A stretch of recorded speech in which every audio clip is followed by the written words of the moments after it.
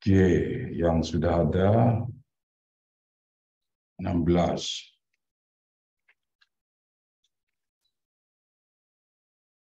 Silakan yang sudah menyiapkan minum dulu ya.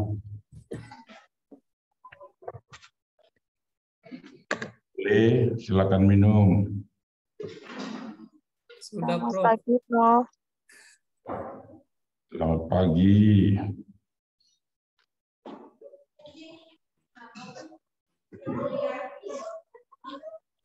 Muhammad Yazid. Silakan minum dulu.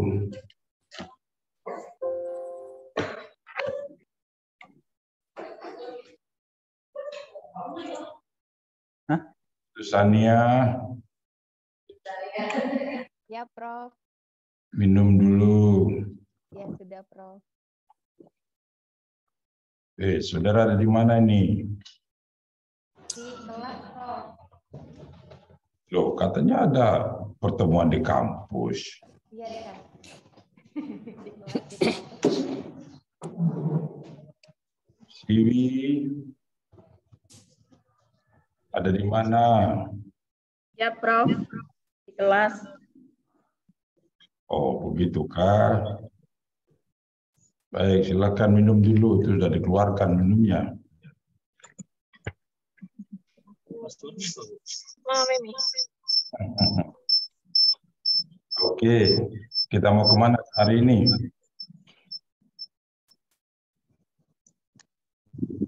Mau ikut, Prof. DK.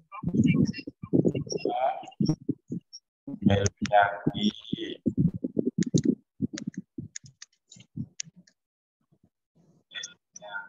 Tabib. Pagi, Prof. Arab yang di saiki. Ini tadi dari UM, Prof. Ini menuju kantor.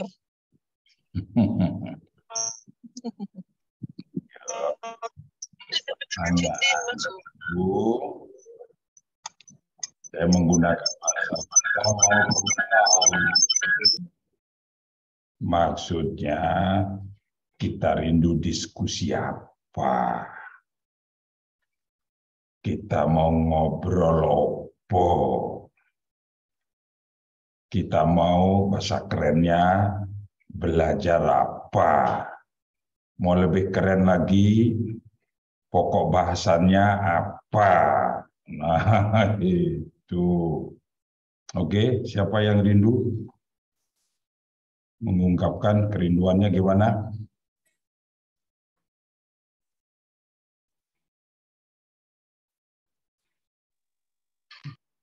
Tidak ada.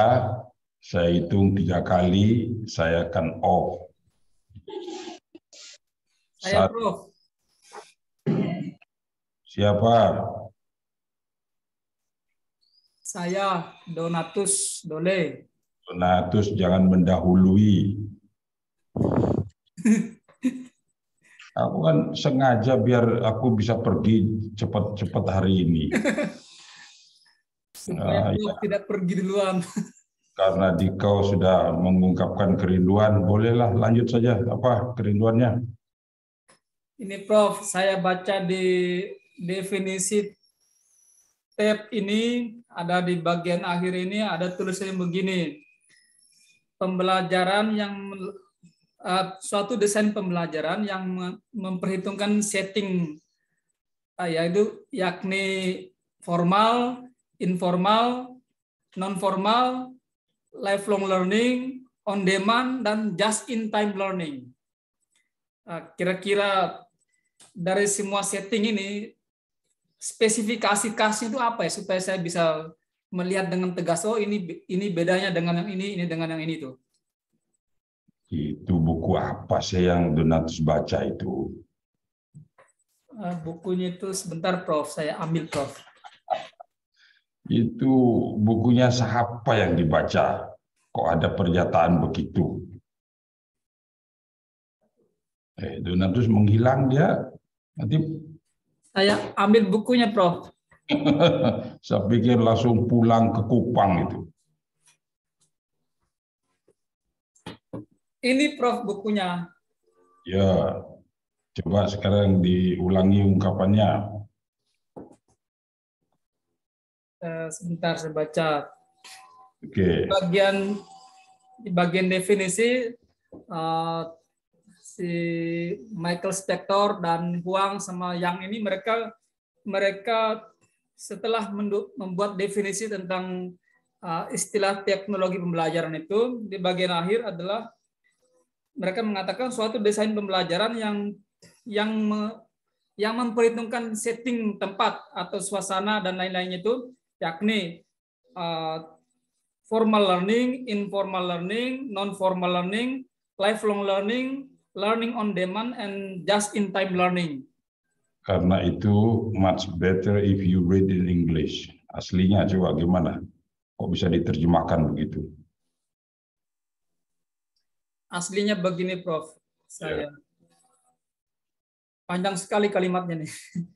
Sebentar. Ya, karena panjang terus nanti Anda pendekkan bisa berubah makna itu.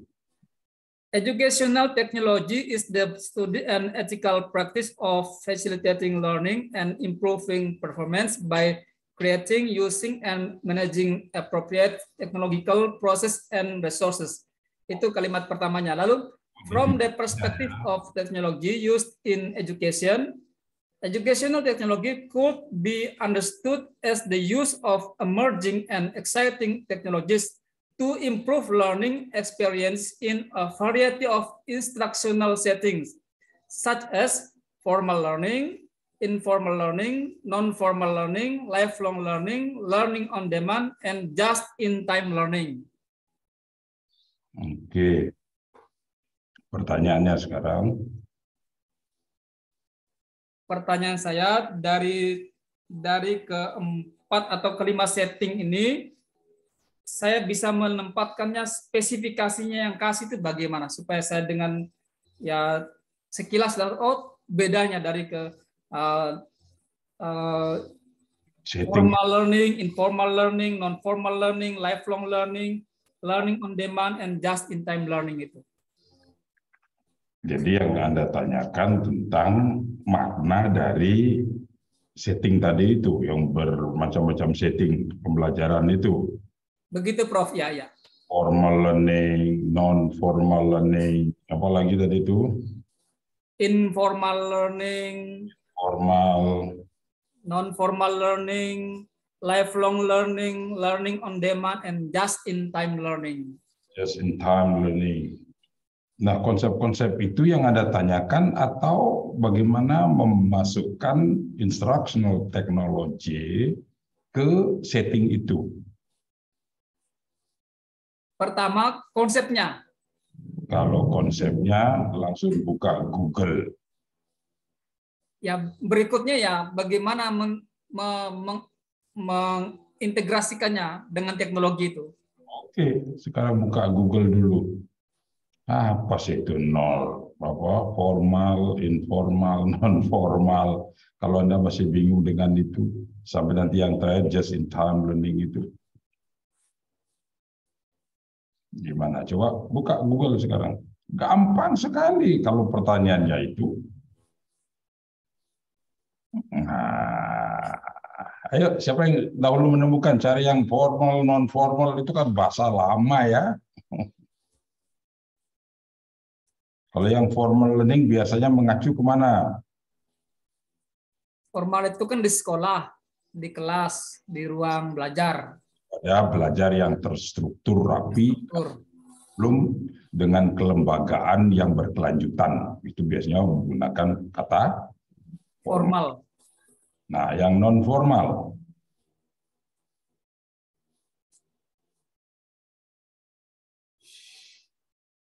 Non-formal. Sesuatu yang masih ya di luar kelembagaan itu. Iya, di luar setting itu. Ya. Biasanya dipakai oleh PLS. Prodi PLS itu ya, non-formal. Nah, sekarang yang informal.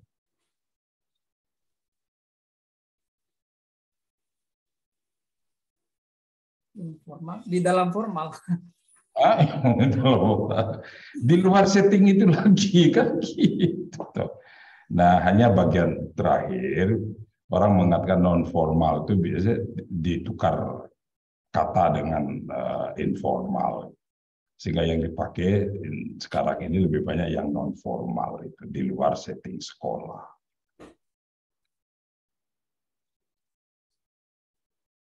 Nah, sedangkan kalau lifelong learning, nah itu informal itu pasti ada di wilayah itu nanti lifelong learning, di mana belajar itu kalau kita merujuk ke lifelong learning maksudnya apa?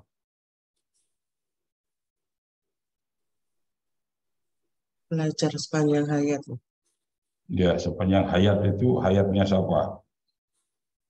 Hayat masih belajar, Prof. Hayat pembelajar, Bro. Kita. Selagi ada kehidupan. Jadi, dan itu menjadi kekasan dari makhluk hidup. Dia akan belajar. Dan itu bisa mengacu bukan hanya kepada manusia. Namanya makhluk itu selalu belajar. Nah, tetapi kita tidak sedang mempelajari makhluk lain ya.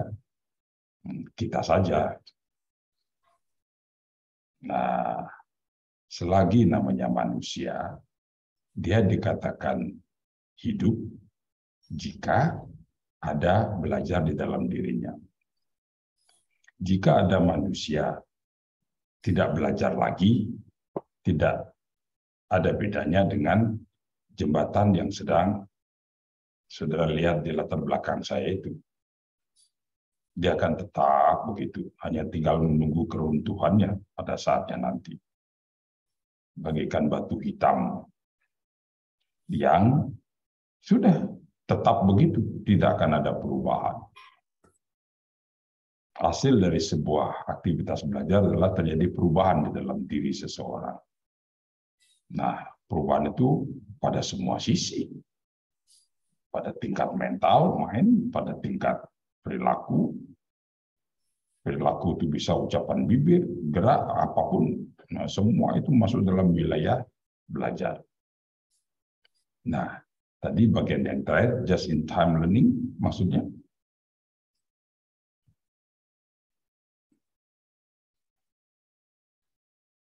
Sebelum just in time, on demand, learning on demand. Ya, sesuai dengan apa yang dibutuhkan dong. Nah, itu kan biasa sekali itu. Jadi ya, sehingga ada training-training biasanya di wilayah-wilayah dalam konteks perusahaan yang biasanya ada training-training sesuai dengan kebutuhan.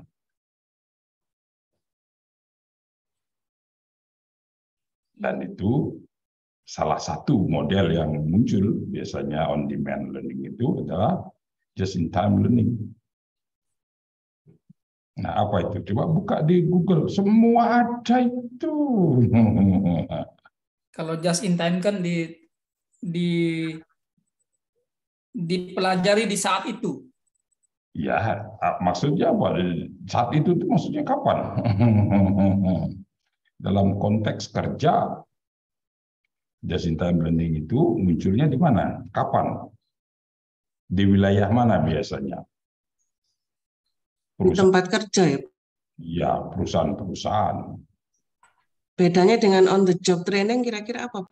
Nah, kalau on the job itu biasanya lebih lebih besar ya skalanya. Sedangkan kalau just in time, nah saya katakanlah esok mau mengerjakan apa toh? Sekarang saya belajar itu, mulai daripada konsep dan prosedur-prosedurnya. Nah, kalau umpamanya on the job training, biasanya kan lebih terstruktur toh. Kalau just in time itu tidak begitu terstruktur karena sesuai dengan kebutuhan demand sewaktu-waktu. Nah, maksudnya apa? Di semua setting pembelajaran seperti itu teknologi pembelajaran bisa masuk ke dalamnya. Nah, bahasa yang selama ini kita pakai, di mana saja ada aktivitas yang disebut dengan belajar, dan di mana ada konteks belajar, di situ akan ada pembelajaran, maka di situ instructional technology bisa mengambil peran. Di semua setting pembelajaran. Karena itu, instructional technology itu bukan hanya dalam setting dalam sekolah. Nah, itu juga yang menyebabkan di dalam kurikulum kita, kalau saudara melihat dari S1, S2, S3, kurikulum kita itu tidak hanya mengacu pada sekolah. Oke, saya ceritakan sedikit tentang secara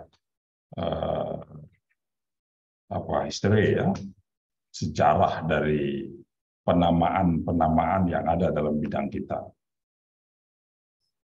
Dahulu tahun 70-an, 60-an namanya educational technology. Teknologi pendidikan, penerjemahannya ke dalam bahasa kita. Tahun 94, sebenarnya mulainya itu 92, itu ketika ada konvensi EICT di Anaheim, California. Nah, disepakati dan muncul sebuah buku sebagai summary dari hasil konvensi EICT itu. Sudah tahu EICT itu apa? Ada kepanjangannya itu, Pak saya. EICT. Asosiasi Profesi Teknologi Pendidikan Sedunia, EICT. Association EICT. Association for Educational Communication and Technology. EICT, Communication and Technology. Oke. Nah, itu setiap 2 tahun ada konvensi. Nah, itu berpindah-pindah tempatnya ya. Saya hanya mengikuti itu 1, 2, 3, 4 kali. Tahun 86 saya ikut di New York. Nah, waktu itu dilaksanakan di 2 tempat bersamaan ya, bukan bersamaan, berkelanjutan. Jadi paradigma apa di sini, paradigma apa yang lain. Nah, yang tahun 86 juga dilaksanakan di Dallas, Texas. Nah, waktu itu pasti lebih banyak membicarakan tentang bicara selalu educational technology. Tahun 88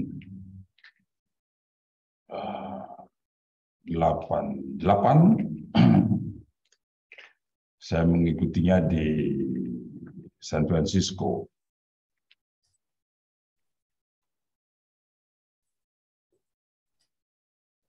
'97 saya ikut di New Mexico ya, Albuquerque. Yang lain saya tidak pernah ikut lagi. Nah, waktu itu katakanlah yang dari 86 sampai yang di mana tadi, yang 88 itu di mana tadi, San Francisco ya. Orang bicara educational technology. Nah, 2 tahun kemudian kan ada lagi tuh konferensi. Nah, itu dilakukan waktu itu, disepakati di Anaheim. Nah, saya tidak ikut. Dan muncul dalam proceeding, namanya berubah menjadi instructional technology. Nah, nama instructional technology itu muncul yang saya seringkali sebut dengan paradigma tahun 94, karena bukunya kan terbit tahun 94. Sedangkan yang terbitan tahun 70, berapa itu namanya educational technology. Nah, di Indonesia pernah ada sebuah masa atau satu masa di awal-awal pembukaan pasca sarjana di Indonesia ya, karena masih perintisan pasca sarjana di Indonesia itu tahun 80-an, tidak boleh membuka sebuah prodi di Indonesia dengan nama prodi yang sama. Bisa Anda membayangkan sekarang, waktu itu kan masih IKIP. Ya, kita bicarakan yang wilayah kita, IKIP ya, sebelum jadi universitas. Dan ada IKIP yang disebut dengan IKIP pembina. Jakarta, Bandung, Semarang, Surabaya, Malang. Itu yang di Jawa, IKIP pembina. Mana? Tambah Jogja satu lagi ya. Jakarta, Bandung, Jogja, Semarang, Surabaya, Malang. Nah, yang di luar itu Medan, Padang, terus ada Makassar. Sudah berapa itu ya? Makassar, kalau nggak salah, ada 11, kalau nggak salah ya. Gorontalo,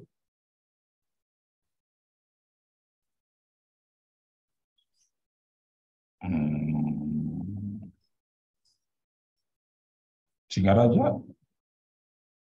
Nah, berapa itu? Nah, di perguruan tinggi itu kalau membuka pasca tidak boleh dengan nama prodi yang sama. Katakanlah, jika Jakarta sudah membuka dengan nama katakanlah teknologi pendidikan, maka di tempat lain tak boleh ada prodi teknologi pendidikan. Nah, supaya tidak berebut mahasiswa. Kenapa demikian? Waktu tahun 80-an itu, yang melanjutkan ke pasca sarjana, semuanya dengan beasiswa.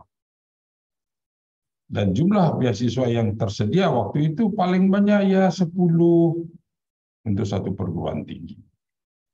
Paling banyak itu. Sehingga jumlah mahasiswa untuk prodi tertentu ya bisa 1, bisa 2, bisa 3.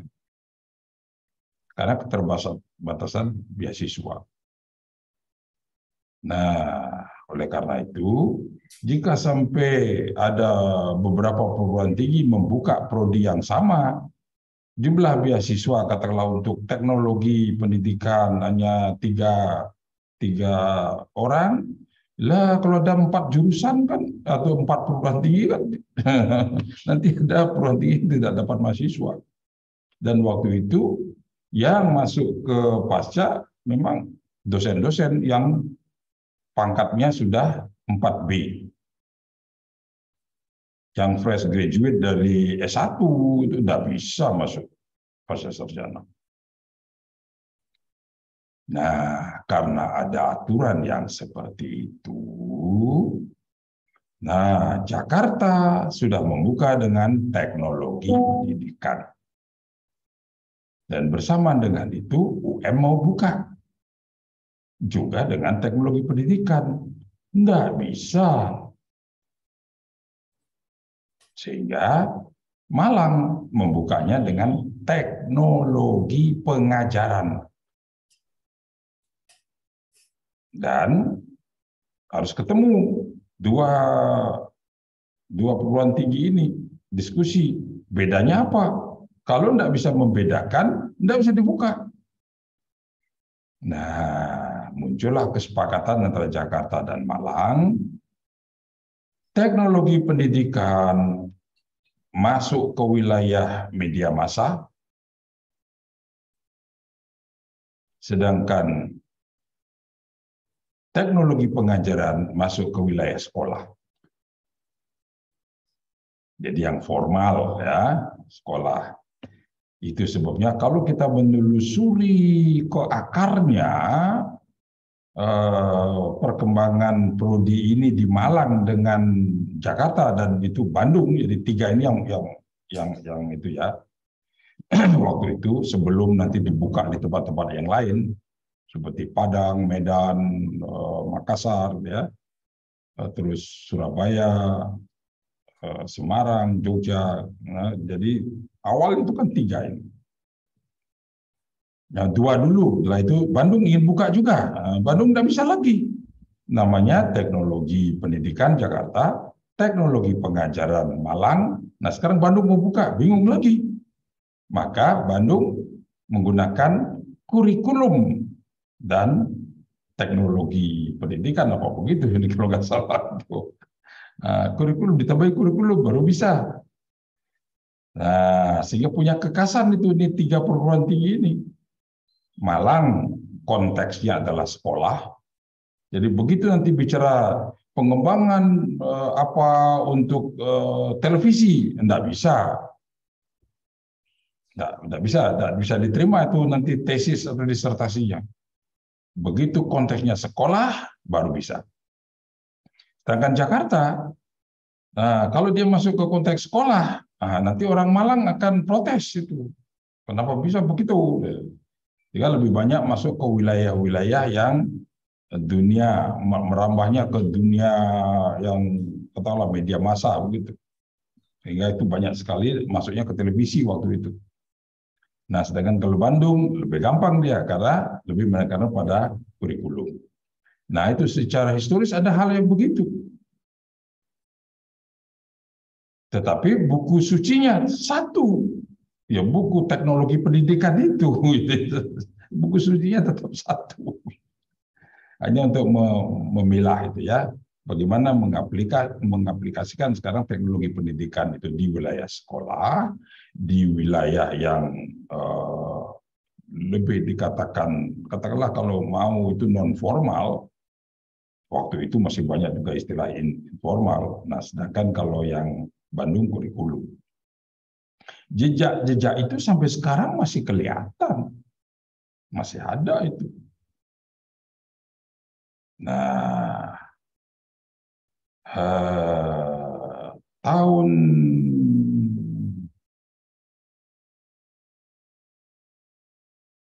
88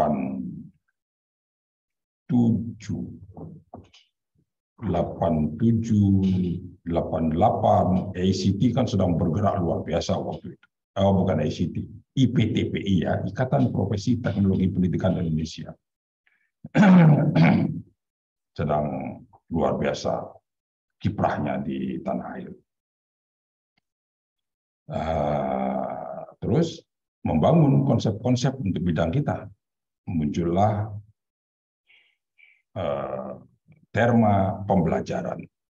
Sebelumnya pengajaran ya. Jadi pembelajaran tahun 87 akhir kalau nggak salah itu muncul istilah itu dan disepakati untuk masuk ke bidang kita.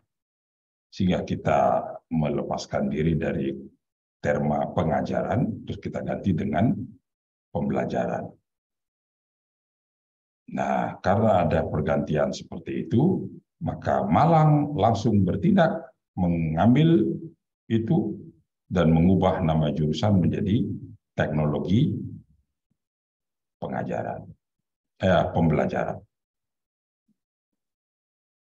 Sehingga lebih luas lagi. Nah, tetapi sudah ada wacana, diskusi-diskusi, karena aturan itu sudah tidak berlaku lagi, yang dari pemerintah, bahwa di suatu perguruan tinggi kalau membuka prodi harus dengan nama yang berbeda, maka muncul gerakan-gerakan untuk menyatukan paling tidak kurikulumnya. Jadi apa yang dikaji di apapun namanya teknologi pendidikan atau teknologi pembelajaran itu supaya tidak terpisah lagi. Hanya namanya tetap dibuat berbeda karena sudah masuk ke dalam nomenklatur dari kementerian. Dan itulah yang terjadi sampai sekarang. Dan sekarang sudah silakan. Yang mana saja yang kita pakai sudah sama. Tidak ada perbedaan lagi. Nah, begitu sekarang masuk ke paradigma yang baru tentang teknologi pendidikan. Jadi yang tahun 94 judulnya sudah Instructional Technology. Jadi teknologi pembelajaran. Nah, untuk paradigma yang terakhir, yang tadi Donatus baca, itu yang buku terbit tahun berapa?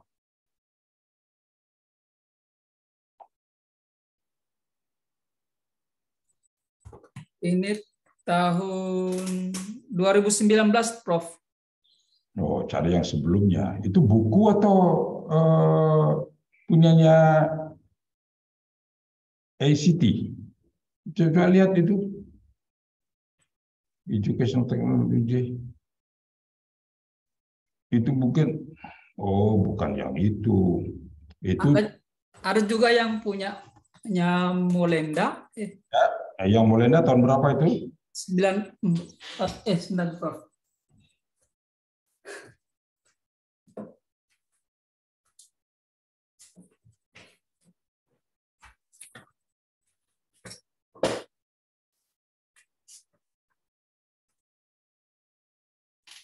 Ini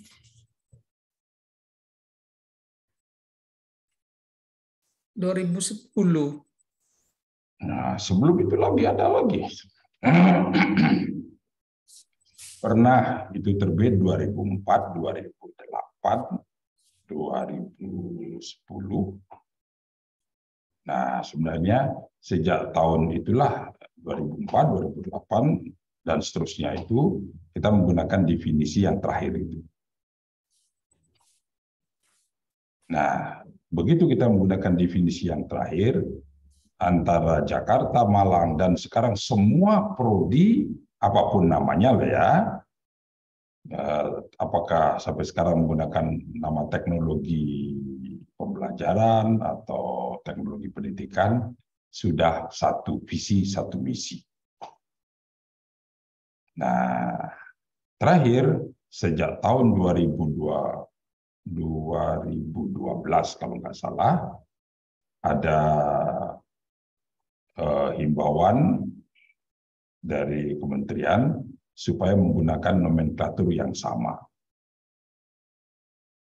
Nah, kita dari Malang sudah sepakat, jika memang harus sama, kita mau menggunakan teknologi pendidikan.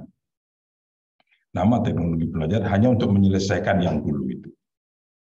Tetapi ternyata sampai sekarang masih tetap hidup itu teknologi pembelajaran. Nah, saudara yang sekarang ada di Malang, nggak usah bingung dengan itu.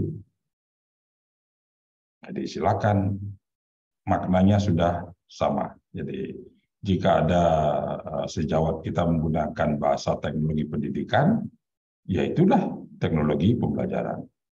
Jika yang lain menggunakan teknologi belajar, ya itulah teknologi pendidikan. Nah, yang terjadi selama ini dalam pengalaman, sesudah kira-kira tahun, seingat saya, begitu banyak perguruan tinggi yang membuka prodi dengan teknologi pendidikan atau teknologi pembelajaran, ketika 2012 kalau nggak salah ya. Bahkan ada himbauan waktu itu dari Direktorat Sarana Akademik, ya, Ketenagaan dan Sarana Akademik. Jadi nama-nama kelembagaan saya sudah lupa ya. Waktu itu Pak Muklas sebagai direktur, Nah, jika mau membuka prodi baru, bukalah dengan teknologi pengajaran. Nah, itu muklas. Sehingga rame-rame lah orang membuka itu dan buka. Nah, tapi yang lain juga ada dengan nama teknologi pendidikan. Nah, cirinya, jika di perguruan tinggi itu membuka dengan teknologi pendidikan, biasanya motornya lulusan Jakarta. Jika ketemu dengan teknologi pembelajaran, itu motornya lulusan UM. Jadi dua itu aja. Katakanlah, kenapa di UNS namanya dulu teknologi pembelajaran? UNS ya, Solo. Nah, motornya lulusan UM. Kenapa UNY Jogja juga teknologi pembelajaran? Motornya dari lulusan UM. Nah, sekarang Semarang. Kenapa Semarang namanya teknologi pendidikan? Karena lulusan Jakarta. Gitu ya. Lampung, Unlam. Kenapa teknologi pendidikan? Karena lulusan Jakarta. Termasuk juga di swasta-swasta. Katakanlah yang swasta di Jawa Timur ada Unipa. Nah, kenapa di situ dulu namanya teknologi pembelajaran? Ya karena motornya lulusan UM, gitu aja. Nah, hanya sekarang sesuai dengan himbauan yang ada, supaya kita menjadi satu lagi untuk memudahkan pengusulan ke alokasi istilahnya penerimaan pegawai itu di BKN, diharapkan menggunakan teknologi pendidikan. Kita sudah sepakat itu. Tetapi jika nanti ijazah saudara masih keluar dengan teknologi pembelajaran, tidak usah bingung. Nah, biasanya di penerimaan pegawai itu, begitu teknologi pendidikan dan ada ijazah teknologi pembelajaran, sudah langsung bisa diterima juga. Bahkan sudah ada yang garis miring, kadang-kadang muncul begitu. Di departemen apa gitu, teknologi pendidikan garis miring, teknologi pembelajaran. Jadi silakan, tidak ada masalah lagi itu. Nah, itu cerita sedikit ya, agak ke belakang. Izin nanya Prof, kalau boleh. Ya. Tadi kan sudah dibahas terkait teknologi pendidikan, teknologi pembelajaran, dan kurikulum teknologi pendidikan. Akan tetapi, saya juga pernah mendapat salah satu alumni di sini juga yang ijazah S2-nya itu teknologi pendidikan dan pembelajaran. TPP, dia alumni Universitas PGRI Adi Buwana. Boleh tahu tidak Prof, sejarah TPP itu gimana? Buwana itu Unipa itu dong, Surabaya. Iya Prof. Nah, awalnya teknologi pembelajaran itu sejak tahun 96 ya. 96 buka pasca sarjana di situ, teknologi pembelajaran. Nah, ketika ada himbauan untuk mengubah Unipa menjadi teknologi pendidikan, itu pasti setelah tahun 2012 pasti berubahnya itu. Nah, kalau ijazahnya terus munculnya teknologi pembelajaran dan pendidikan, begitu lah. Teknologi pendidikan dan pembelajaran. Oh, saya tidak tahu kalau sampai ada dua begitu. Dia alumni 2005, Prof. Usman, yang alumni UM juga, yang S3-nya. Taman dosen dari Universitas Muhammad Yasin Rapang. Nah, saya tidak tahu kalau sampai berubah begitu. Atau mungkin ada kurungnya, saya tidak tahu. Karena mungkin di SK-nya, karena Ban PT keluar dengan nama apa, terus nanti di SK Kementerian keluar dengan nama apa. Biasanya kan dikasih kurung itu, supaya tidak ada masalah. Mungkin loh ya, saya tidak lihat ijazahnya. Saya juga tidak pernah bertanya tentang itu ke Unipa. Mungkin loh ya, saya tidak tahu. Nah, seperti ijazahnya Jokowi, presiden kita, Nah, beliau lulus SMA tahun berapa itu? 80, kalau nggak salah, gitu kan? Ya, SMA-nya 86 kan sudah insinyur toh. 80. Nah, di situ waktu itu masih namanya SM, Sekolah Menengah Pembangunan begitu apa? SMPP apa begitu. Sejak sebelumnya ya. Nah, tetapi tahun 79 sudah ada SK SMA 6 kalau nggak salah gitu. Tetapi masih tingkat provinsi. Sehingga ijazahnya Pak Jokowi kan dibalik SMA 6 dalam kurung SMPP apa begitu berapa atau SMPP terus dalam kurung SMA 6. Karena ada 2 SK untuk sekolah yang sama. Nah, terus tahun 86 baru keluar SK dari kementerian. Nah, SK yang tadi itu adalah SK dari provinsi. Nah, waktu 86 baru keluar dengan nama SMA 6. Nah, kan itu terus menjadi polemik tuh. Kalau gitu, apalagi orang yang tidak tahu sejarah. Kok nggak ada SMPP, itu kan SMA. Nah, SMA, nah itu kan masalah ya. Nah, kira-kira seperti itu. Mungkin loh ya, saya tidak tahu karena saya belum pernah lihat ijazah Unipah. Ya, saya membantu di Unipah dan sampai sekarang saya ada di situ sejak membuka proses sarjana dulu. Tapi saya tidak pernah masuk ke sampai ijazah ya. Nah, kemungkinan begitu.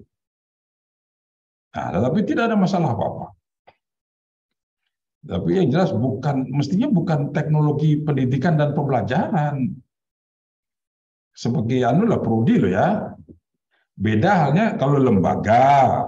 Kalau sebuah lembaga, katakanlah di UM, kan ada lembaga pendidikan dan pembelajaran, LP3. Lembaga pengembangan pendidikan dan pembelajaran. Nah, untuk memperluas itu. Karena apa?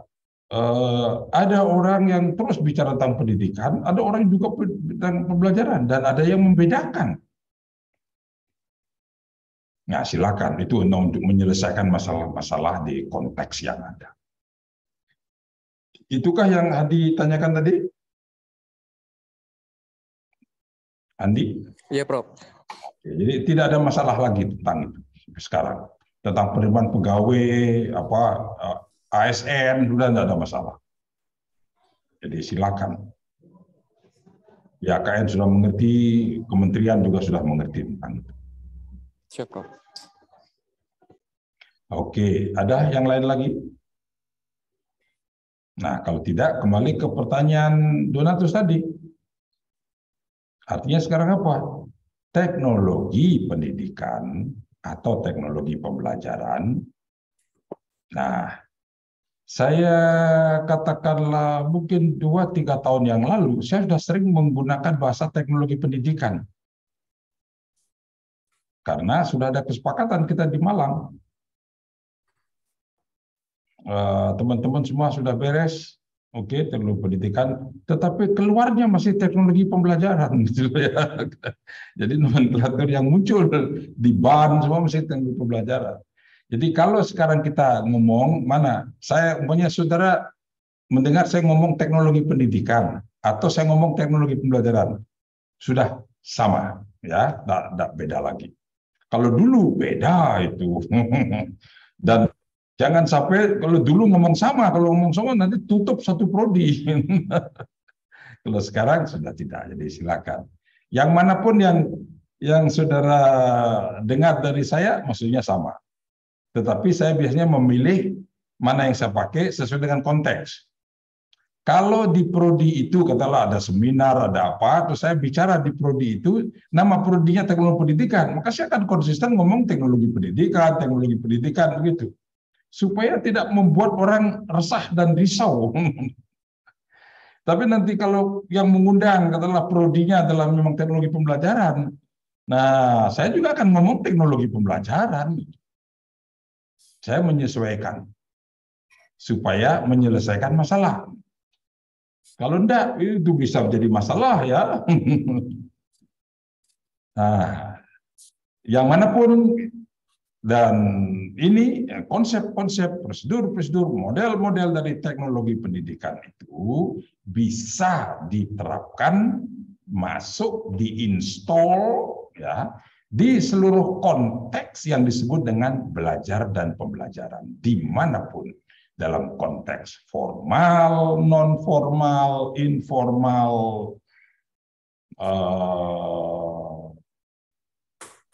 Lifelong learning. yang manapun. Pendidikan orang dewasa, pendidikan orang yang sudah tua, pendidikan yang berkebutuhan khusus, pendidikan sudah semua di mana saja aktivitas belajar. Termasuk ke training di perusahaan-perusahaan, di lembaga-lembaga, apapun juga. Latihan-latihan sampai di wilayah-wilayah katakanlah masjid, gereja, pura, semua agama. Begitu di situ ada pelatihan, teknologi pendidikan bisa masuk. Dan itu juga sebabnya kalau kita bicara teknologi pendidikan dan ada yang memang masuk ke prodi seperti itu, Anda tidak dipersiapkan untuk menjadi pengajar saja. Bukan untuk menjadi guru, bukan untuk menjadi dosen saja. Tetapi Anda bisa menjadi pengembang, desainer, tetapi semua konteksnya adalah pendidikan atau pembelajaran. Itu pertanyaan dari Donatus tadi? Ya, Prof. Terima kasih, Prof. Sudah terjawab? Sudah, Prof.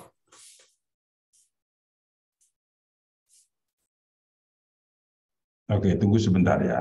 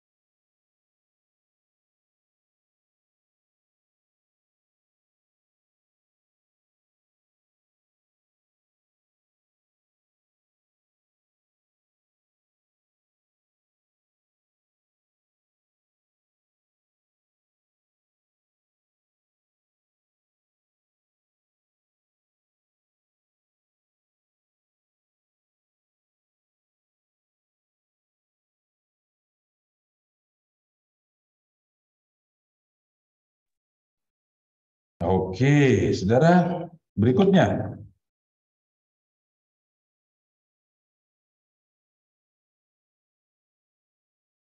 Pertanyaan, harapan, kerinduan, kita mau kemana? Mau sekarang berbeloknya kemana? Lihat jalan di belakang saya itu, kan bisa berbelok-belok. Saudara, lupa dengan apa yang minggu lalu kita akan bicarakan minggu depan. Kan begitu. Pertanyaan siapa itu minggu lalu? Saya, Bro. Arif Adiansyah. Ya, Arif. Terus? Yang tentang Sudah terjawab belum pertanyaanmu? belum.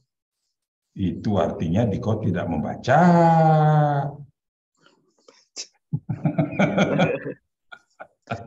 Tidak benar itu.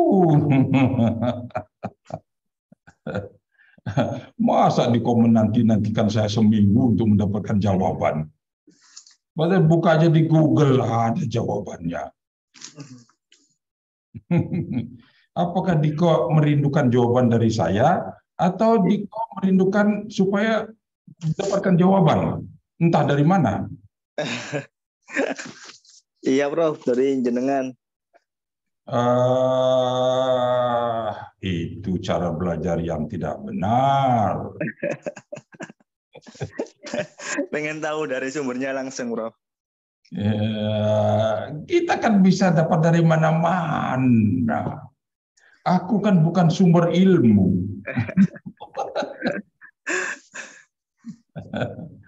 Oke, apa pertanyaannya?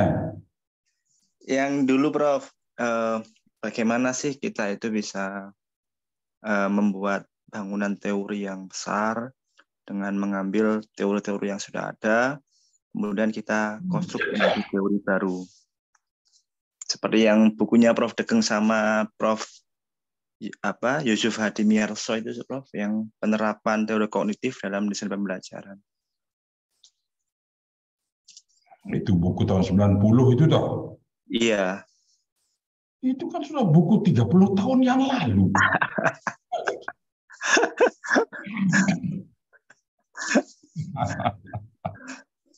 Terapan teori kognitif dalam desain instruksional, kalau nggak salah ya. Iya. Saya sudah tidak ingin membicarakan barang-barang. Tapi caranya, Bro, membuat. Sudah lahir tahun itu. Seingat saya itu buku itu tahun 90. 93 kayaknya.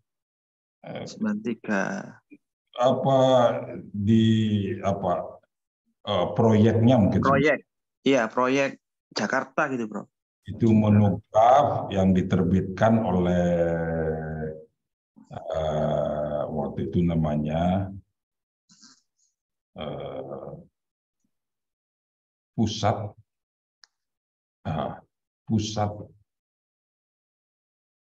aktivitas instruksional untuk 7 perguruan tinggi di Indonesia, itu UI, UGM, ITB, IPB, UNER, ITS, punya 7.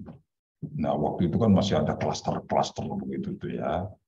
Nah, waktu itu perguruan tinggi itu kan tidak pernah belajar tentang bagaimana merancang sebuah pembelajaran. Nah, terus saya waktu itu masih konsultan di apa sih namanya itu, sudah lupa ya, departemen ya. Nah, terus saya diminta untuk menulis gagasan itu tentang desain instruksional yang nanti bisa dipakai di dalam pelatihan di sana untuk melatih dosen-dosen di perguruan tinggi itu. Nah, saya tulis itu.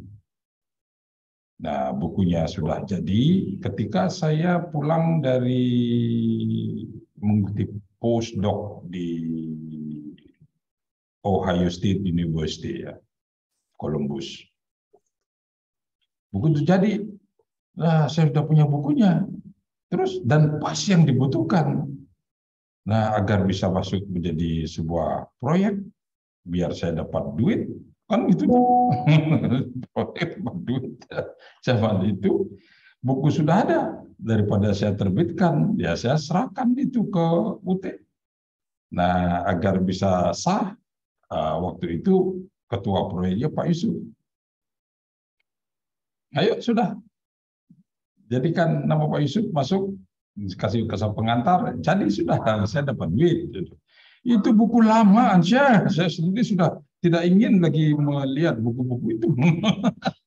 Kenapa mempertanyakan buku? Sebenarnya gini, Prof, saya itu penasaran sama panjenengan dari dulu. Itu bagaimana ya, Prof ya? sistem atau cara kita belajar sebagai seorang ilmuwan di teknologi pembelajaran bisa seperti panjenengan. Begitukah kerinduanmu? Iya, iya, Prof.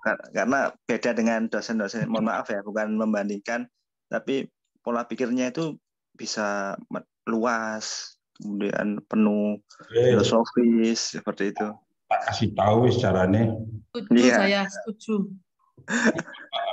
Caranya, kan minggu lalu kau mengajukan pertanyaan, toh? Iya, toh? Iya. Iya. Jika dengan cara belajar seperti sekarang, Ansyah tak akan bisa menjadi seperti yang Anda katakan tadi. Karena apa? Saya adalah pribadi ketika ada pertanyaan, saya telusuri berbagai sumber. Saya tidak hanya mencari satu orang. Saya cari sendiri. Saya buat pertanyaan sendiri. Jadi tiap hari saya membangun pertanyaan di dalam diri saya. Nek koyok ngene piye yo? Nek koyok ngene piye yo? Dosen tidak bertanya, tapi saya bertanya. Dan terus saya menelusurinya sendiri. Itulah cara saya. Nah, cara kerja saya itu sejak, kalau nggak salah sejak SD kelas 6.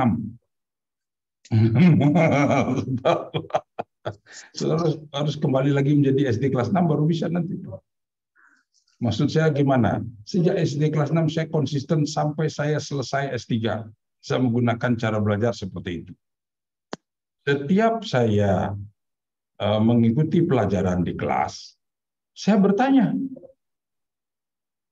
Nah, kalau pertanyaan itu bisa saya ajukan ke guru untuk mendapat jawaban, ya bagus. Kalau tidak, saya bertanya, saya simpan, dan saya cari sendiri jawabannya. Itulah yang menyebabkan terus saya mendapatkan sesuatu yang berbeda dengan teman-teman, bahkan dosennya juga belum dapat, saya sudah dapat. Dosennya belum tahu jawaban dari pertanyaan itu, saya sudah dapat. Nah, sehingga waktu S1 saya cukup nakal. Tahu maksudnya nakal? Ya saya sebut nakal aja. Ada 3 dosen menangis. Dan terus sampai mengatakan, kalau mau mengajar saya ada di kelas itu, kan dulu sistem kredit boleh memilih sendiri, toh. Ada dosen yang nanti ada di situ, ada Pak Nyoman apa ya? Nah, orang masih manggil saya Nyoman. Bukan Degeng ya. Kalau itu terus dia tidak berani ngajar. Akan saya kejar kalau ada sesuatu. Dan suka memuji dosen juga ya. Itu nakal. Saya katakan nakal itu. Sampai ada yang menangis. Sampai ada dosen yang nanti berkelit. Tidak mau mengajarkan pokok bahasa itu. Tetapi saya kejar. Saya tidak mau itu. Sampai saya ke kelas membawa buku satu tumpuk untuk menunjukkan bahwa pandangan saya itu seperti ini. Melihat saya ke kelas membawa setumpuk buku, terus dosennya keluar. Itu masa lalu ya, jelek itu. Itu kenakalan saya masa lalu ya. Sekarang percayalah saya sudah tidak nakal lagi kok. Saya tidak mau menusuk orang dulu, namanya anak muda. Dan umur saya waktu itu masih berapa sih? 20 berapa itu?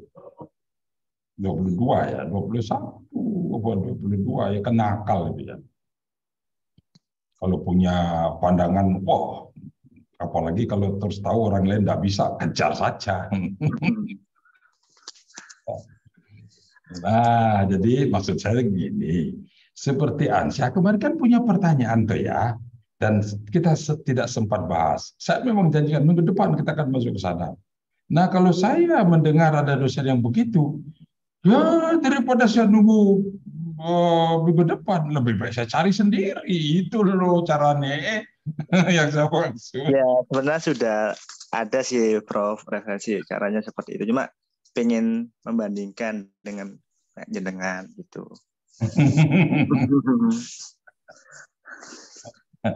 Oke, waktu itu saya memberikan respon. Kalau pertanyaannya seperti itu, lebih baik kita masuk ke wilayah model. Dan nanti kita akan bicara bagaimana cara mengevaluasi. Nah, gitu toh. Kalau ingin mengevaluasi mana model ini yang lebih akurat, lebih kuat, lebih powerful untuk dipakai dalam menyelesaikan persoalan-persoalan yang ada. Sehingga waktu itu saya sampaikan, baiklah kalau gitu minggu depan kita bicara tentang model dan bagaimana mengevaluasi sebuah model pembelajaran. Betul begitu? Ungkapan saya terakhir minggu depan. Betul, Prof. Betul? Terus sekarang jadi apa tidak? Enggak usah ya. Jadi, Prof. Gimana? Fuja, jadi apa tidak? Fuja? Kalau jadi, maka aku akan mengajukan pertanyaan. Satu pertanyaan untukmu. Kalau tidak jadi, aku lupakan. Jadi, Fuja, Nian, jadi, Ika, Ya, Prof. kok nggak ada yang menjawab? Wes, kalau nggak ada yang menjawab, aku tak melarikan diri aja deh. Tapi di kau menikmati apa itu? Udah, Prof. Kalau ada sesuatu yang bisa dinikmati, berbagilah. Opo, daropo kui. Prof, Prof. Tadi Pak Maulis. Kok enak banget itu menikmati makanan. Aku kan enak juga. Kau yang bicara, terus aku yang diam. Bisa aku makan kacang juga. Minggu depan aku gunakan strategi begitu aja deh. Waduh. Kau yang berbicara, aku tak merungokno karo makan kacang.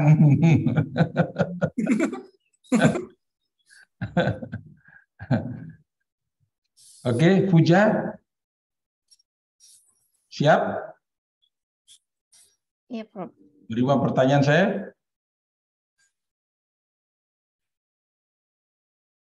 Siap apa tidak? Main keroyokan aja, Prof. Ya wes dikeroyok ya. Wes keroyokan aku wes. Kalau kita bicara tentang teori, kan sudah jelas toh. Kalau kita ngomong teori, sudah tahu toh arahnya kemana gitu toh? Sudah? Ya, Prof. Sekarang kalau kita bicara tentang model, kita akan ngomong apa ya? Wes, keroyokan wes.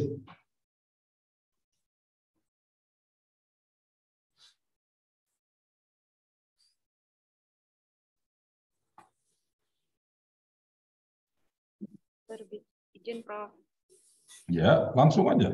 Kalau kita berbicara model, kita berbicara kerangka konseptual untuk mewujudkan teori, Prof. Kerangka konseptual untuk mewujudkan teorinya, Prof. Mewujudkan teori. Nggak patek ngerti aku. Jadi model itu kerangka konseptualnya yang menjadi cerminan bahwa kita menganut teori, misalkan teori konstruktivisme atau teori kognitivisme, begitu, Prof. Oke, model itu memang dijabarkan dari teori. Jelas ya. Tetapi kalau kita bicara model, itu bukan hanya konseptual, karena model itu bisa macam-macam. Prosedural juga. Bisa prosedural, bisa konseptual, bisa model matematikal. mathematics. Rancangan. Nah, jadi salah satu mungkin kita bicara model seperti yang Nian sudah sampaikan. Oke, coba yang lain lagi. Kalau kita ngomong model, dan nanti pasti kita akan masuk ke model pembelajaran gitu ya. Nah, terus apa lagi yang akan kita omongkan? Bentuknya seperti apa? Bentuk itu apa? Bentuk dari model itu. Lah ya, kita ngomong bentuk itu apa? Konstruknya. Kalau ngomong donatus, baru kita bisa, donatus itu bentuknya seperti apa? Seperti manusia lah. Konstruknya atau apa ya, bahasa lainnya itu sintaksnya. Sintaks, nah itu. Jadi kalau kita ngomong model, pasti nanti akan muncul sintaks. Sintaks itu apa maksudnya? Tahapan. Langkah-langkah. Langkah-langkah atau urutan. Jadi model in action itu namanya sintaks. Seperti apa? Tahap pertama, tahap kedua, dan seterusnya. Itu pasti. Jadi ada urutan. Kalau ngomong model ya, nah, berikutnya apa lagi? Itu unsur penting, komponen penting dari sebuah model. 1, sintaks. 2, Sistem sosial. Dampak instruksional dan dampak pengiring. Sistem. Nah, sistem sosial. Nah, karena kita bicara tentang model pembelajaran. Sistem sosial. Sistem sosial itu maksudnya apa?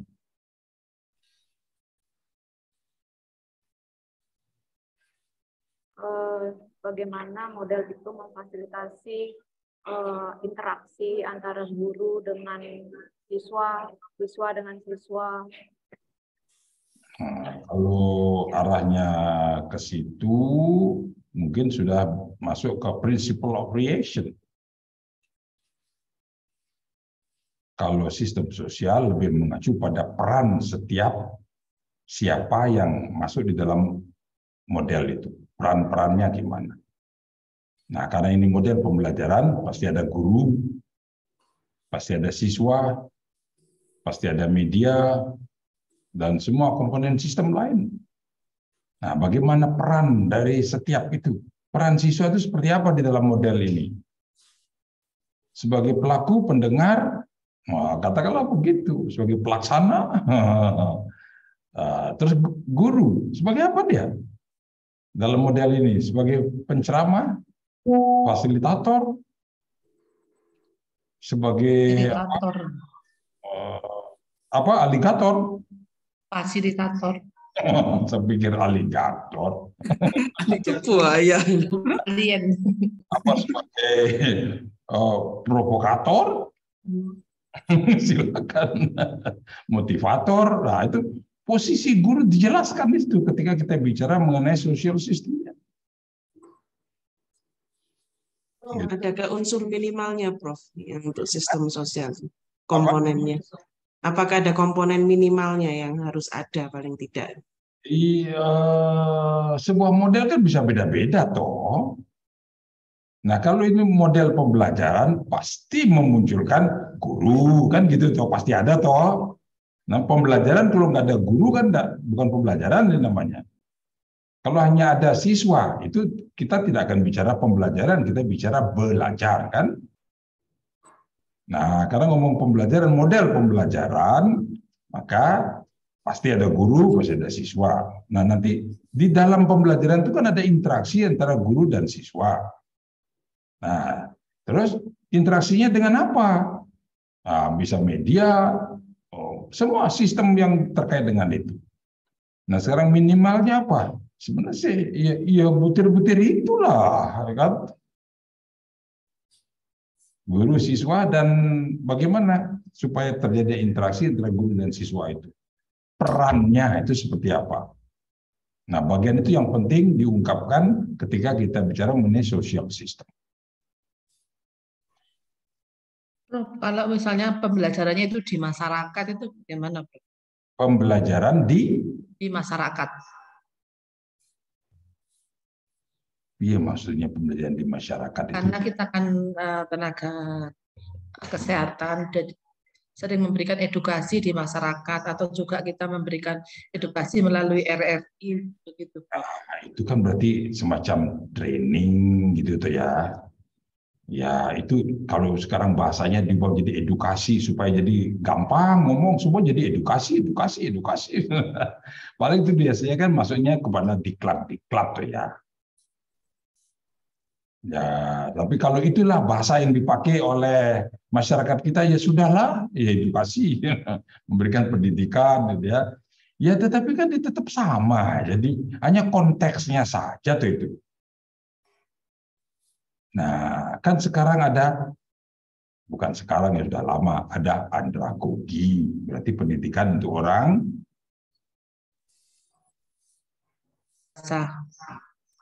Ada pedagogi, itu pendidikan. Kalau pedagogi, anak-anak. Ya sudah, nggak usah dah ngomongkan yang gogi-gogi. Ada yang anak-anak, ada yang sudah orang tua, kan gitu. Ada yang sudah bekerja, gitu aja deh. Ya kan sama aja, itu di mana saja, itu hanya urusan konteks saja.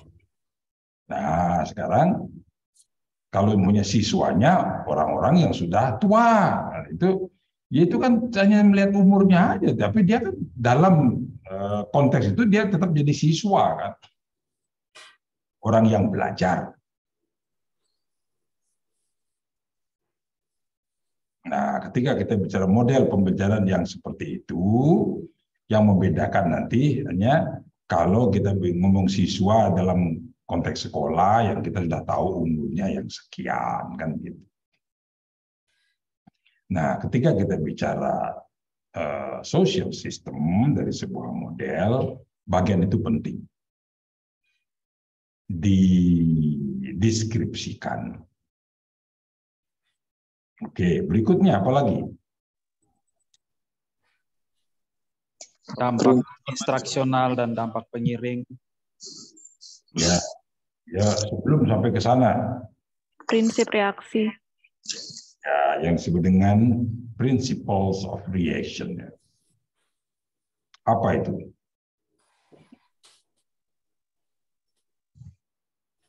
Lebih ke cara guru ya, Prof ya. Cara yang dipakai guru atau instruktur dalam merespon siswa dalam belajar gitu ya, Prof. Ya, apapun yang dilakukan oleh siswa kan, gimana caranya? Jadi sebenarnya itu bicara tentang interaksinya sekarang. Kalau social system lebih banyak bicara tentang posisi-posisi peran-perannya. Kalau principle of reaction dan interaksi dari itu. Nah, guru, karena kalau ada siswa yang bertanya, gimana caranya memberikan respon tentang itu? Atau murid ada yang mengerjakan sesuatu, memberikan laporan atau apa, gimana caranya memberikan respon ya, tentang apa yang ditunjukkan oleh orang yang belajar. Principle of creation. Nah, itu komponen yang ketiga dari sebuah model. Berikutnya, pemrosesan informasi, Prof, termasuk atau tidak? Pemrosesan informasi. Sistem pendukung. Supporting sistemnya. Sistem pendukung agar model itu bisa diimplementasi. Jadi saudara nanti kalau suatu saat bicara pengembangan model pembelajaran bla bla bla bla. Nah, komponen ini penting dideskripsikan di model saudara itu. Sistem pendukung agar model itu nanti bisa diimplementasi. Katakanlah, apakah untuk bisa menghidupkan model itu diimplementasi, perlu sarana apa? Perlu media apa? Nah, perlu ada training tentang apa? Gurunya harus guru yang bagaimana? Guru yang katakanlah kualifikasinya S1 atau S2 atau S3 agar bisa mengimplementasi model ini. Nah, itu semua masuk pada supporting sistemnya. Harus ada internet, katakanlah. Model pembelajaran blended. Tidak ada internet. Bagaimana caranya, kan? Nah, itu contoh supporting system ya. Jadi jangan sampai kita mengatakan online learning, model online learning, bla bla bla, tapi tidak ada internet. Nah, itu contoh supporting system. Itu harus jelas didistribusikan juga di sebuah model pembelajaran itu. Dan nanti dikaitkan di bagian yang penting ya dari supporting system itu, dari setiap sintak. Langkah pertama apa, katakanlah gitu, untuk memulai sebuah model pembelajaran itu. Pertama apa? Nah, ini harus jelas nanti supporting sistemnya apa, peran gurunya gimana, peran siswanya bagaimana. Dan di situ mungkin sudah ada juga interaksi. Nah, bagaimana cara merespon ketika terjadi sesuatu. Nah, 4 hal ini kunci. Kunci inilah dari 4 komponen ini yang nanti akan menentukan hasilnya gimana. Dan itu masuk ke dalam komponen model yang kelima. Jadi setiap orang yang mengembangkan sebuah model pembelajaran, dia harus berhasil juga mengidentifikasi nanti hasilnya gimana. Hasil yang diprediksi muncul kalau menerapkan model itu. Atau kalau dibalik, model itu dikembangkan untuk memperbaiki apa? Untuk menghasilkan apa? Nah, silakan. Dan untuk itu, hasil itu bisa yang langsung ditagih. Begitu kita menggunakan model itu dalam pembelajaran, hasilnya langsung bisa kita ambil. Bisa ditagih, ya. Dilihat hasilnya yang disebut dengan instructional effect. Efek langsung dari model itu apa? Nah, biasanya itu disebut dengan dengan menggunakan post test. Ya, setelah model itu dipakai, nanti kan ada tesnya, ada ujian. Ujian yang langsung dikerjakan sesudah itu. Sehingga kita tahu hasilnya gimana. Dan biasanya itu karena disebut dengan instructional effect, jadi efek dari pembelajaran apa? Hasil belajarnya. Materi apa yang dipelajari dengan model pembelajaran itu. Terus hasilnya gimana? Nah, bisa menggunakan katakanlah klasifikasi dari taksonomi hasil pembelajaran, menggunakan Benjamin Bloom, knowledge. Apakah hasil belajar pada tingkat pengetahuannya meningkat atau tidak? Nah, seperti itu. Itu efek langsung ya. Tergantung pada apa yang dipelajari. Apakah knowledge atau di atasnya knowledge apa? Biasanya orang sebut C2. Comprehension. Pemahaman. Pemahaman. Seperti apa? Di atasnya itu?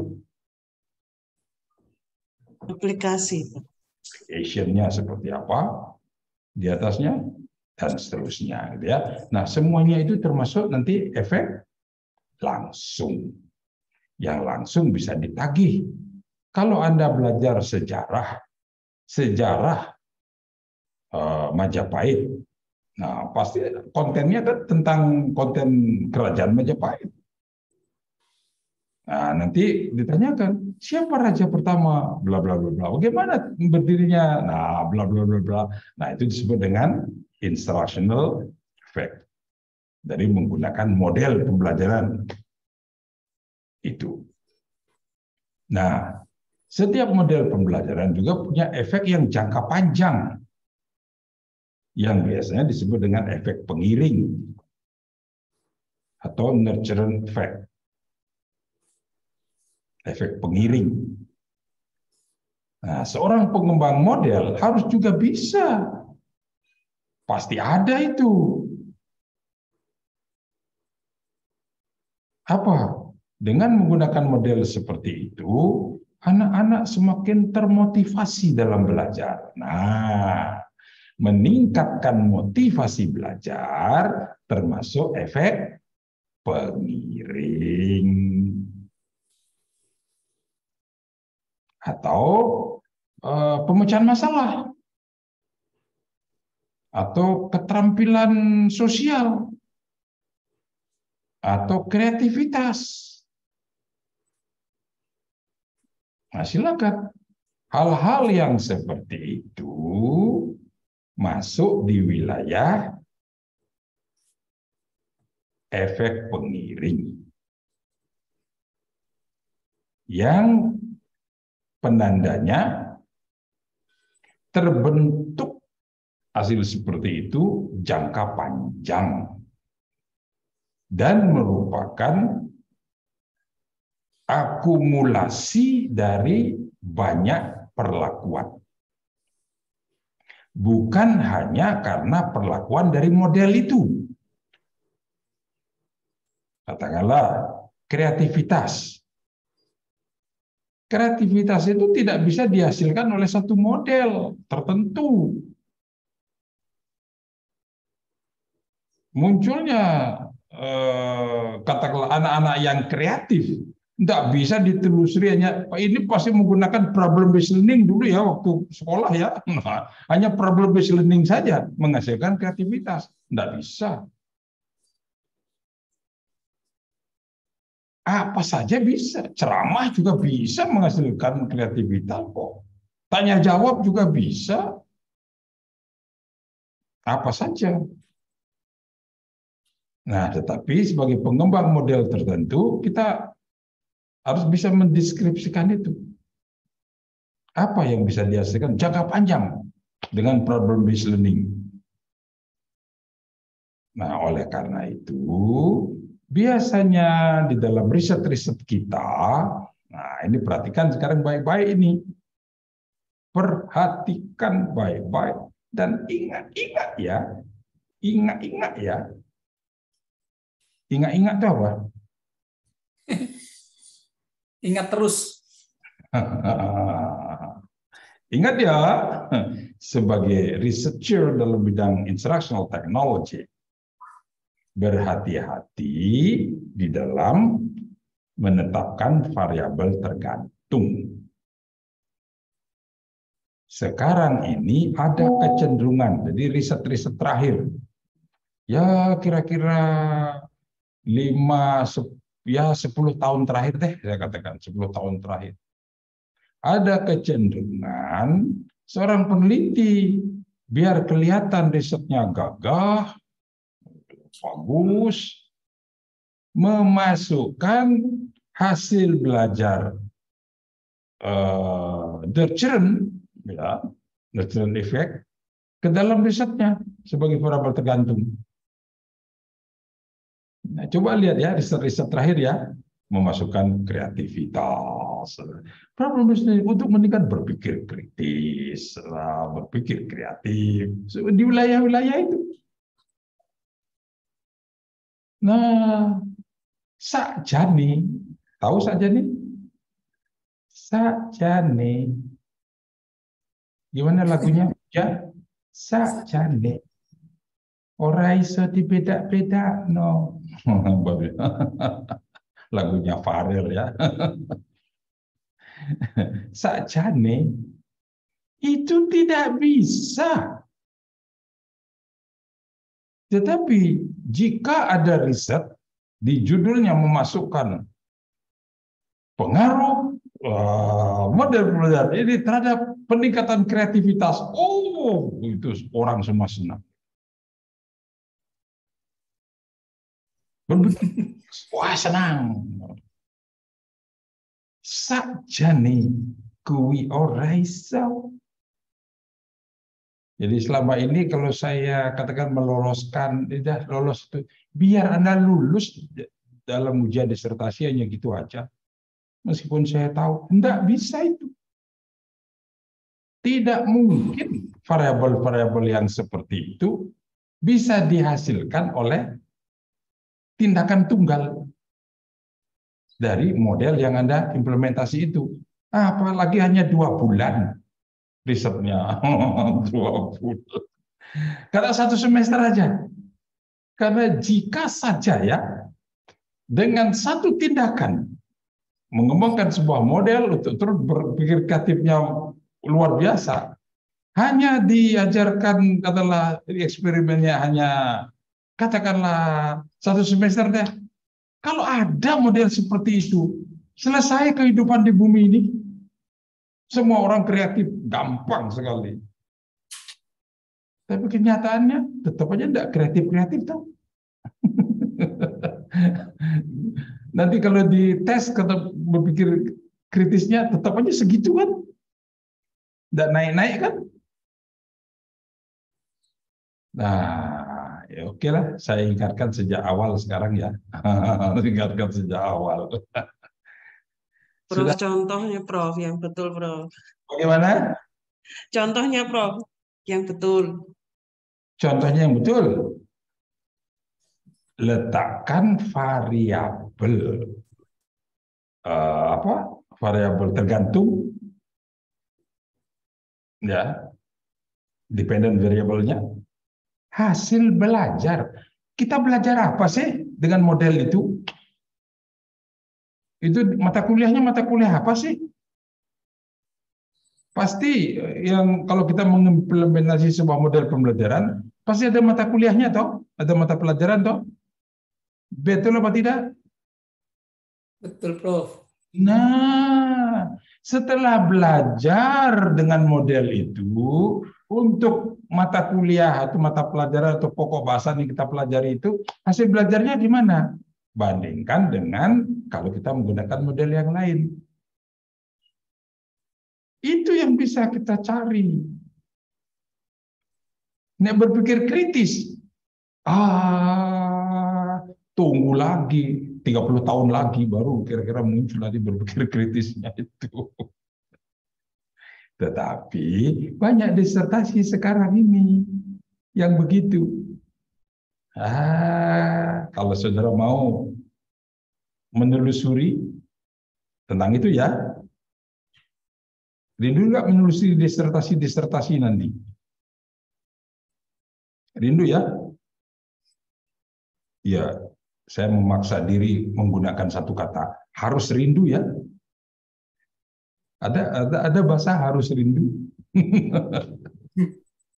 Wajib, Prof. Wajib rindu. Wajib rindu ya. Wajib rindu. Pergilah ke perpustakaan atau browsing silakan deh. Prof, Nyoman izin bertanya. Yang memasukkan kreativitas, berpikir kritis, semua yang masuk wilayah itu ya, itu dikatakanlah ya cari yang 10 tahun terakhir deh gitu ya. Pasti bukan dari penelitian teknologi pembelajaran. Awalnya loh ya.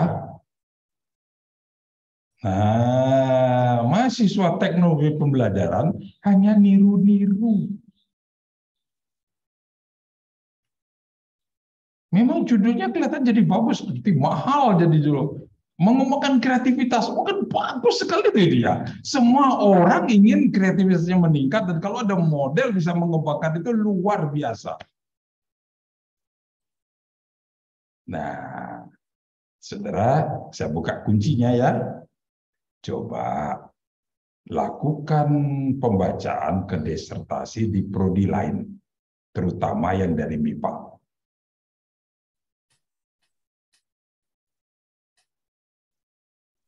biologi, yang begitu-gitu ya. Fisika, silakan deh cari yang dari MIPA. Akan banyak ditemukan itu. Nah, itu kan lulus juga tuh dalam ujian. Nah, jadi dokter juga toh. Nah, terus orang-orang TEP juga suka. Ya, saya daripada saya menghadang jalannya orang, lebih baik saya aja yang minggir, wes lewat-lewat aja dah. Itu posisi saya. Jadi kalau nanti ditemukan disertasi TEP yang seperti itu karena posisi ya sudahlah. Karena itu menarik, jadi riset yang menarik. Coba saudara baca baik-baik tentang konsep itu. Apakah memang model itu bisa membuat kreativitas naik? Meskipun nanti ada data yang menunjukkan kreativitas meningkat. Kelemahnya langsung tentara di situ. Langsung tentara. Kenapa? Adakah sebuah riset yang melakukan riset awal, jadi pretest tentang kreativitas?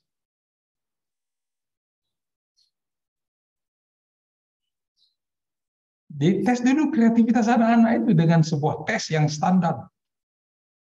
Nanti setelah belajar dengan model itu, tes lagi kreativitasnya dengan tes standar. Karena kreativitas itu kan diukur dengan standar. Nah, ternyata nanti muncul sehingga kita bisa mengambil kesimpulan bahwa ini bagus untuk meningkatkan kreativitas. Kan itu kesimpulannya. Ternyata menggunakan hanya hasil post-test. Membandingkan post-test itu dari kelompok yang diberikan treatment dengan sebuah model dibandingkan dengan model yang lain. Nah, terus di situ tesnya bukan tes mengembangkan kreativitas sebagai karakteristik sehingga kita mengatakan dia kreatif.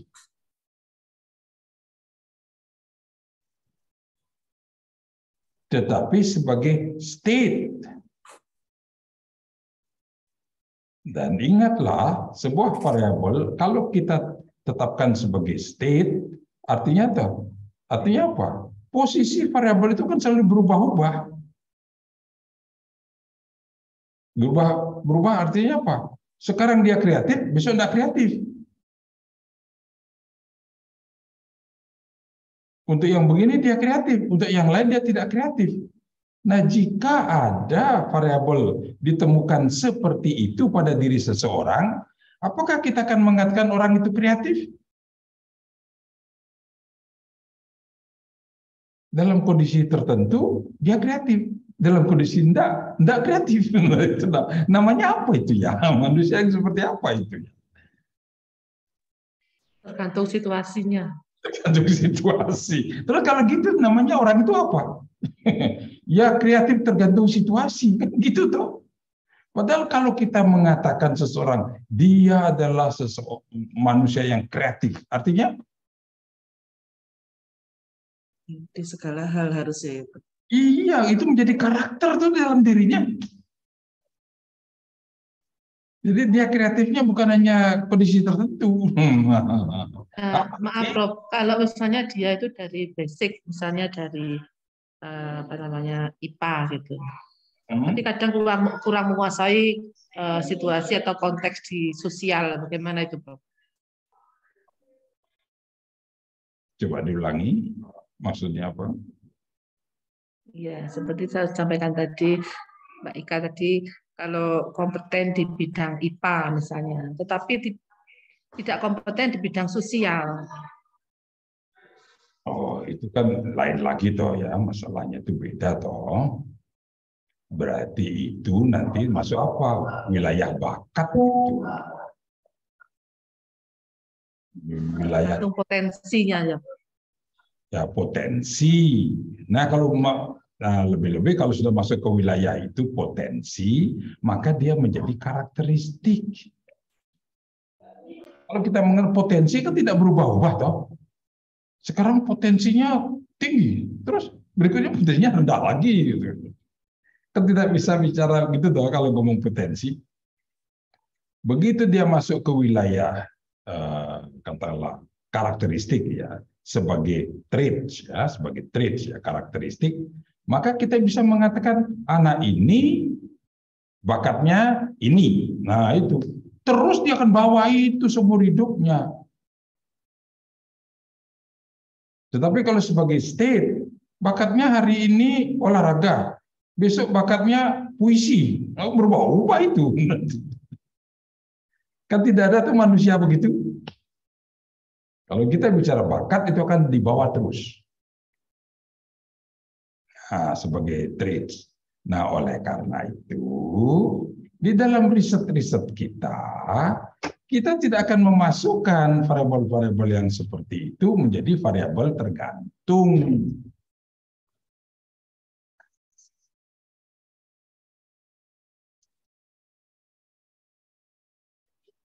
Bagaimana dengan keterlibatan siswa, Prof?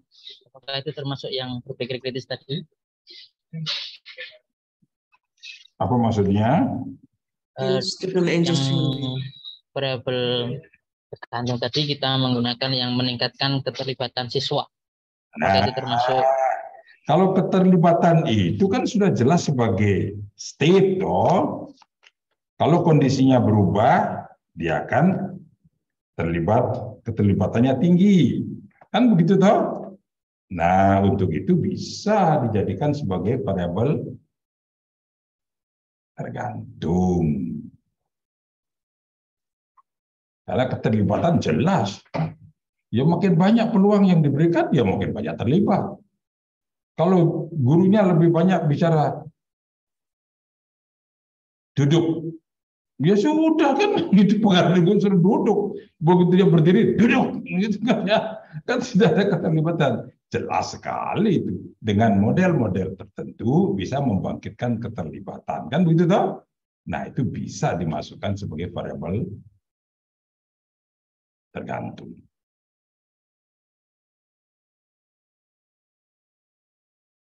Nah, coba lihat. Nah, karena tadi kita sudah bicara tentang komponen-komponen model, apakah Anda sudah cukup memadai membaca buku Models of Teaching? Belum, Bro. Nah, kan di situ, di buku itulah kita menemukan unsur-unsur model itu. Dari ada sintak, ada sistem sosial, ada prinsip reaksi, ada supporting sistemnya, ada apa efek langsung dan tidak langsung tadi kan di situ ya.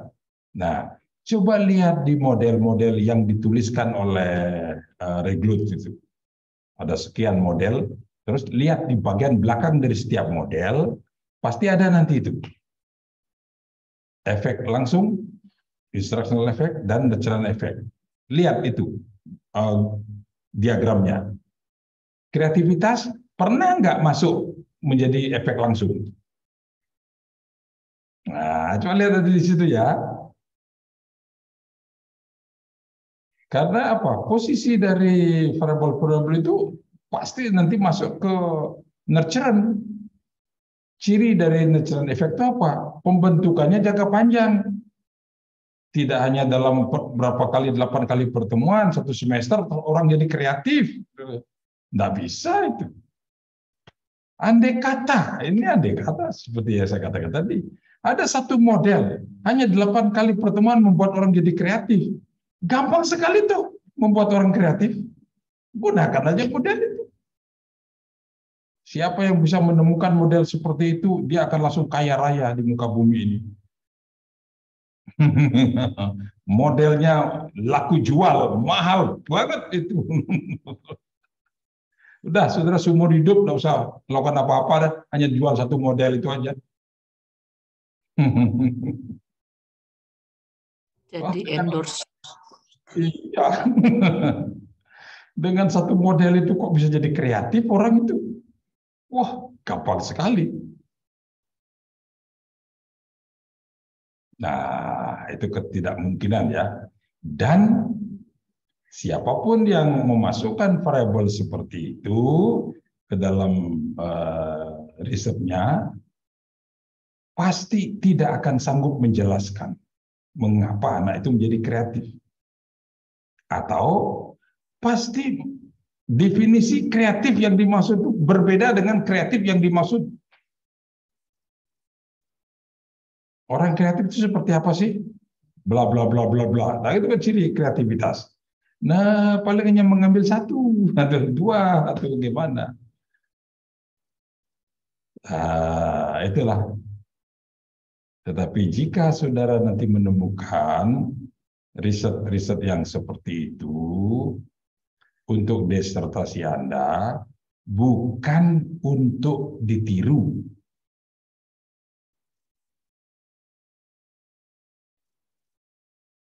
Ya, Puja. Izin, Prof. Bukan untuk ditiru. Tetapi jika nanti pembimbing saudara mengendaki begitu, lakukan saja.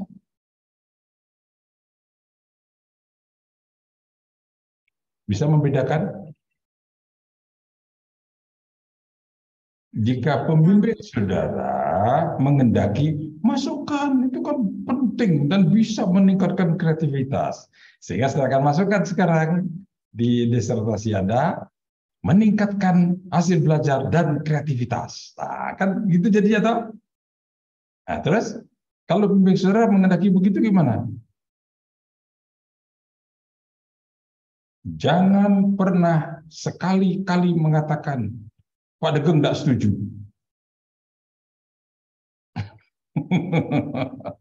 Silakan.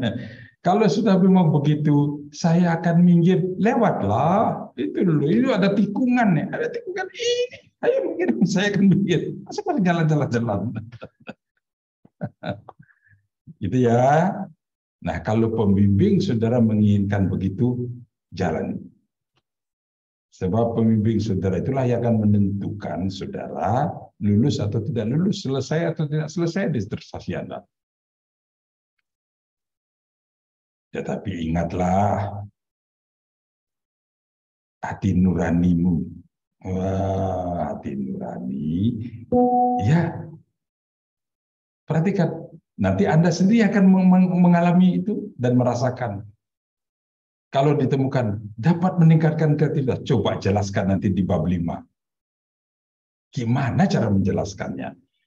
Kok problem based learning dapat meningkatkan kreativitas? Menjelaskan sebagai hasil langsung loh ya.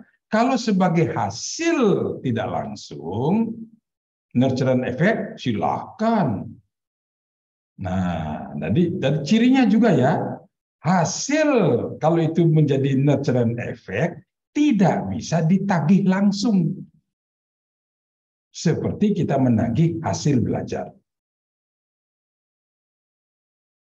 Jika ada satu riset menagih itu dalam satu kelompok subjek, sebagai katakanlah untuk mengakuisisi ya, ini dari hasil treatment saya, berarti dia mengabaikan treatment-treatment lain yang selama ini ditemukan oleh anak-anak dalam kehidupan sepanjang hidupnya itu. Karena kreativitas itu bisa juga sejak di TK sudah dikembangkan, tapi tidak akan bisa dilihat langsung kreatif itu. Jika suatu saat, katakanlah, tingkat kreativitas itu diukur pada seseorang, maka dia bukan sebagai state, tetapi sebagai traits, karakter. Dan apa saja yang masuk dalam wilayah itu variabel yang sebagai traits, ya, itu pasti terbentuknya karena akumulasi, jadi penjumlahan dari begitu banyak perlakuan yang tak bisa diidentifikasi secara terpisah. Mungkin ini, mungkin ini, mungkin ini, mungkin ini. Banyak sekali. Mungkin dulu waktu dia di SD pernah dipaksa untuk mengikuti bimbingan apa. Nah, ternyata untuk anak ini pemaksaan mengikuti bimbingan apa waktu itu katalah ya, terus terbawa sampai sekarang dan memunculkan dia menjadi pribadi yang kreatif. Bisa saja untuk orang itu. Tetapi temannya yang mengikuti bimbingan itu ternyata patah semangat. Bukan kreatif. Tidak mau melakukan apa-apa malah. Bisa terjadi seperti itu. Sehingga kita bisa melihat karakter manusia itu kan berbeda-beda satu dengan yang lain. Meskipun dia mendapatkan perlakuan yang sama, bisa berbeda karakternya. Nah, ini sangat berbeda dengan variabel, katakanlah hasil belajar. Nah, jika dia mendapatkan perlakuan yang sama, diajar dengan materi yang sama, dengan metode yang sama, katakanlah, dia bisa nanti hasil belajarnya sama. Ceramah untuk mengajarkan, katakanlah, tujuan pembelajarnya menyebutkan nama-nama Presiden Republik Indonesia dari presiden yang pertama sampai presiden yang terakhir. Dengan ceramah. Setelah selesai ceramah, ada pertanyaan. Coba sebutkan, kan gitu tuh ya, nama Presiden Indonesia. Oh, bisa jadi sama nanti itu. Insinyur Soekarno. Wah. Soeharto, Habibie, Gus Dur, Mega, SBY, Jokowi. Satu kelas bisa sama loh itu hasil belajarnya. Berarti tujuan tercapai. Untuk mengajarkan itu, strategi ceramah sangat cocok. Nah, kalau gitu kan jelas risetnya. Dan riset-riset teknologi pendidikan seperti itu. Yang bisa diukur langsung setelah periode waktu belajar itu. Artinya apa? Model belajar apapun, model pembelajaran apapun yang dipakai, maka pengukurannya yang bisa segera dilihat dalam sebuah riset, ya, dalam sebuah riset, jangka pendek, riset untuk penyelesaian studi, ambillah variabel tergantung yang instructional effect, efek langsung. Sedangkan yang hasil tidak langsung, yang pengiring, yang disebut dengan natural effect, ya silakan dipaparkan, tapi tidak diukur.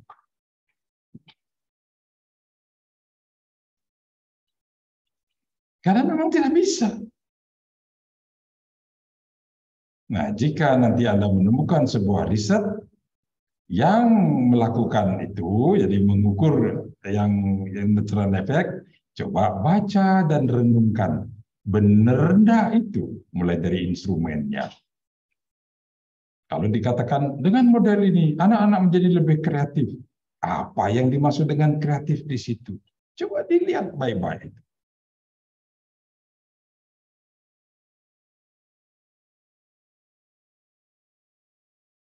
Oke. Nah, siapa yang bertanya yang terakhir tadi ini?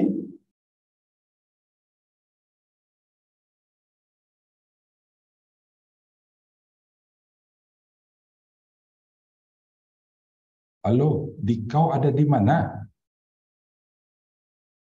Kok hilang semuanya? Saya di perpus, Prof.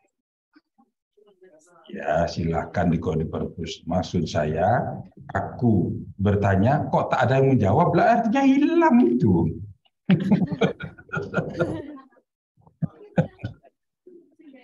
Oke, apakah pertanyaan yang terakhir tadi, siapa yang bertanya sudah terjawab atau belum? Maksud saya begitu.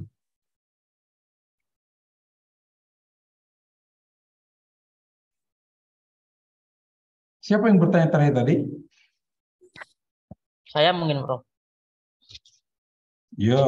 Yang mengenai tentang keterlibatan siswa tadi, Prof. Dan sudah terjawab, Prof. Terima kasih.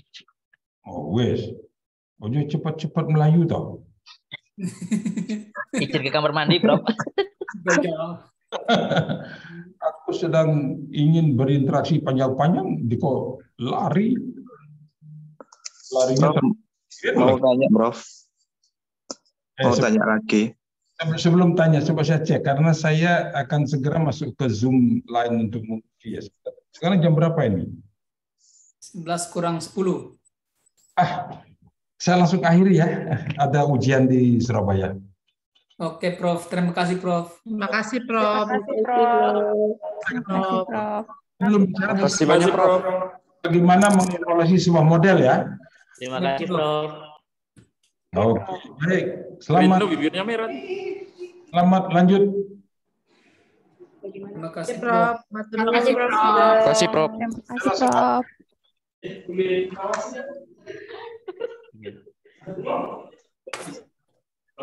Closing model. Ya, semakin puyeng. Puyeng-puyeng. Makin pusing. Apa tadi, Romo?